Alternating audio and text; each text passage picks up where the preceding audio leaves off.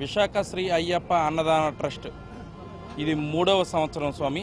3వ సంవత్సరంలో ఇది 28వ రోజు అన్నదానం కార్యక్రమం జరుగుతుంది స్వామి. ఇది మొదటి సంవత్సరం ఇంచుమించు ఈ 43 రోజుల్లో 1,50,000 మంది స్వాములకు అన్నదాన కార్యక్రమం జరిగింది స్వామి. 2వ సంవత్సరం ఆ అయ్యప్ప గురుస్వాముల ఆశీస్సులతో ఇంచుమించు 2 lakhs అబౌవ్ స్వాములకు అన్నదాన కార్యక్రమం జరిగింది. ఇది 3వ సంవత్సరం స్వామి. ఈ 3వ సంవత్సరంలో మేము అన్నదాన కార్యక్రమం 15వ తేదీ నుంచి స్టార్ట్ చేసాం స్వామి. 12వ తేదీ సైక్లోన్. ఈ సైక్లోన్ వల్ల చాలా డిస్టర్బెన్స్ జరిగినప్పుడు కూడా ఆ సంకల్ప బలం అయ్యప్ప తాలూకు ఆశీస్సులతో 15వ తేదీ నుంచి అన్నదాన కార్యక్రమం స్టార్ట్ చేసాం స్వామి. ఈ అన్నదాన కార్యక్రమంలో ప్రతిరోజు 5,000 నుంచి 6,000 మంది స్వాములు అన్నదాన కార్యక్రమానికి వస్తున్నారు.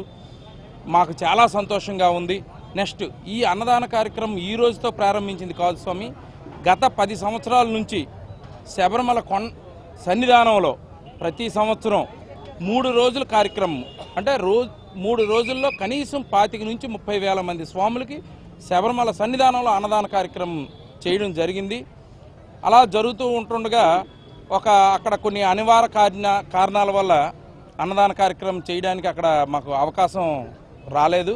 రాకపోతే మరెందుకు మనం వైజాగ్లో అన్నదాన కార్యక్రమం చేసి మన స్వాముల కింద మనం సేవ చేద్దామని విశాఖ శ్రీ అయ్యప్ప అన్నదాన ట్రస్ట్ నిర్ణయించి ఇది 3వ సంవత్సరంగా 28వ రోజు అన్నదాన కార్యక్రమం స్వామి. ఈరోజు ఈ కార్యక్రమానికి విచ్చేసిన స్వాములందరికీ మా ధన్యవాదాలు.